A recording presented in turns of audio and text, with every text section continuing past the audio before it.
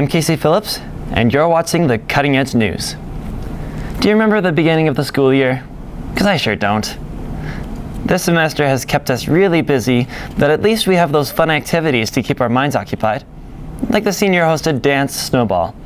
Let's take a look. Let's take a look at Snowball!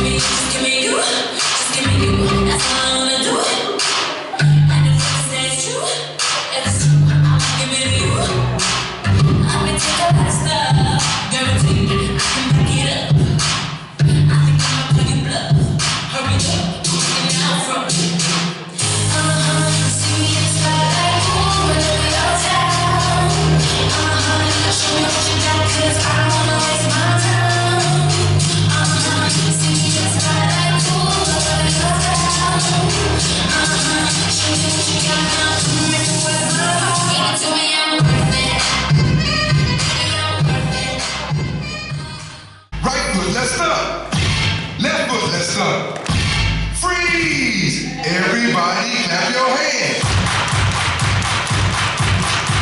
Come on, y'all. Check it out, y'all. How low can you go? Can you go down low? All the way to the floor? How low can you go? Can you bring it to the top? Like it never stop? Can you bring it to the top? One hop. Right foot now. Left foot now, y'all. Cha-cha, real smooth.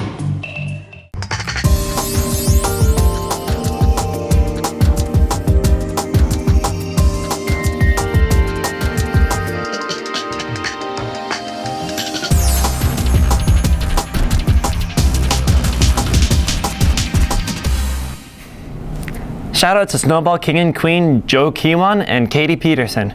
Now, among the other activities we have here is wrestling. So let's shoot it over to Haley on the wrestling mat. On December 3rd through the 5th, MEHS hosted the first statewide OSSAW-sanctioned girls wrestling meet at the B.J. McGillis Auditorium. This historic meet was arranged by MEHS wrestling coach and alumni Mike Kimber with special help from his eldest daughter, 4-year senior and head wrestling manager Hannah Kimber. Aside from MEHS, the meet saw participation from 6 other schools, including Bethel, Kuskokwim Learning Academy, West Anchorage, Petersburg, Craig, and of course, MEHS.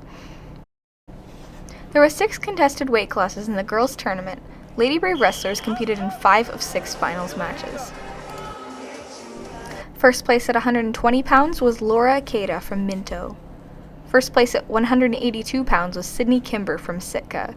First place at 220 pounds was Sterling Magnuson of McGrath. While the ladies were wrestling here on Japonski Island, the boys were grappling on the other side of the bridge at Sitka High. The MEHS boys team had 5 wrestlers make finals, with Jeremy Roberts taking first place at 138 pounds and Cole Liabon winning the 220-pound bracket. Congratulations to all of our MEHS wrestlers, assistants, and coaches for being a part of this historic weekend.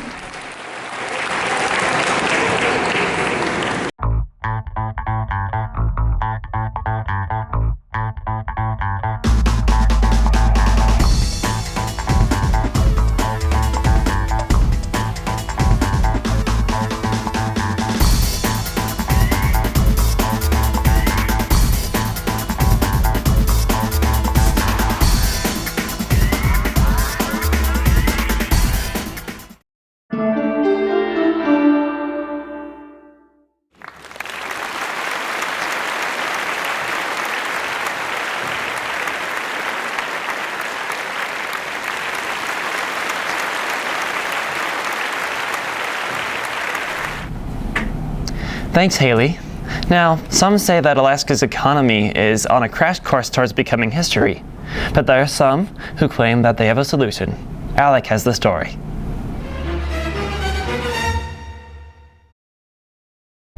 Since Alaska's building of the Trans-Alaska Pipeline System in 1974 to 1977, Alaska's economy has grown on a foundation of petroleum oil from deep beneath the permafrost of Alaska's North Slope. And ever since the oil began to flow, Alaska's fortunes have risen and fallen with the price of oil. In the 80s, a huge drop in oil to an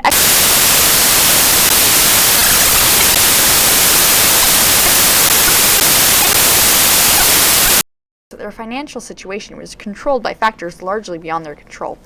Even as Alaska's oil fortunes rise, the wise will remember what goes up must come down.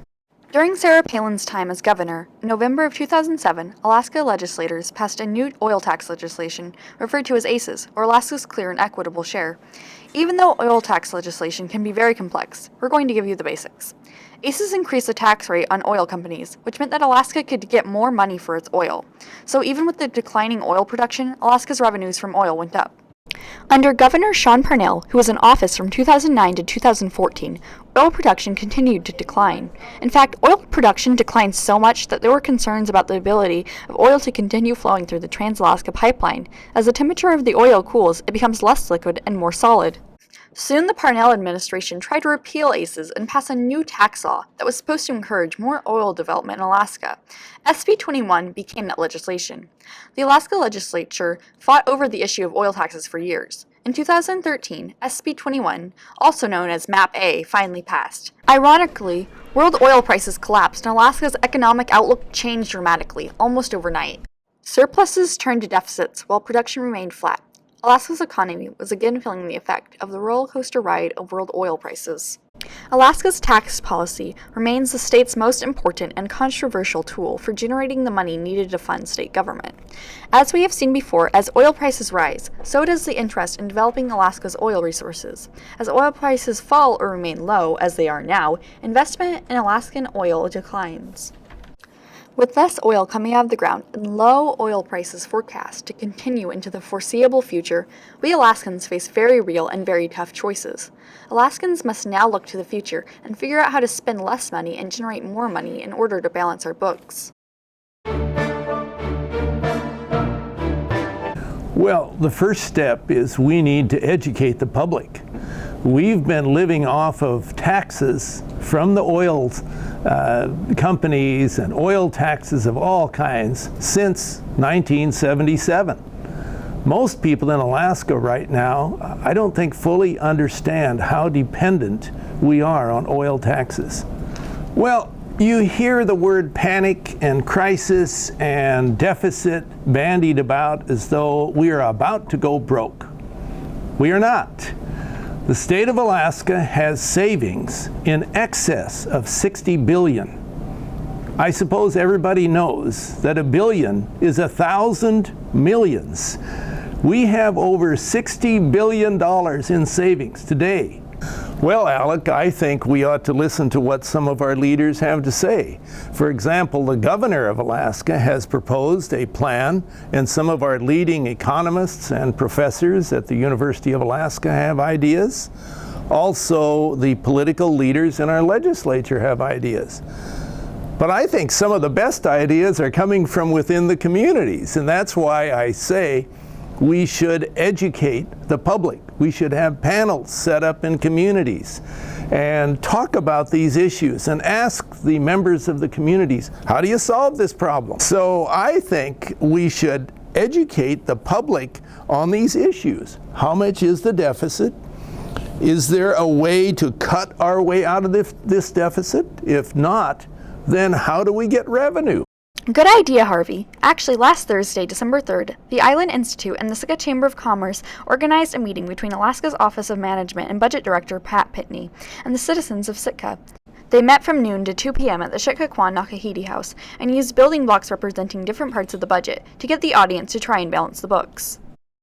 Alaska's financial challenges aren't going to be solved this semester, so tune in next year and find out more about how Alaska will pay its bills and sustain its future. On a musical note, we have two groups of musicians, the MEHS Choir and Delirium Child, who are ready to make their final performance.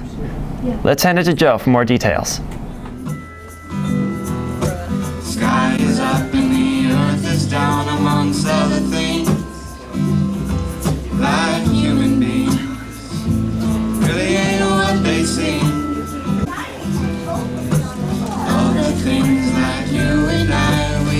style.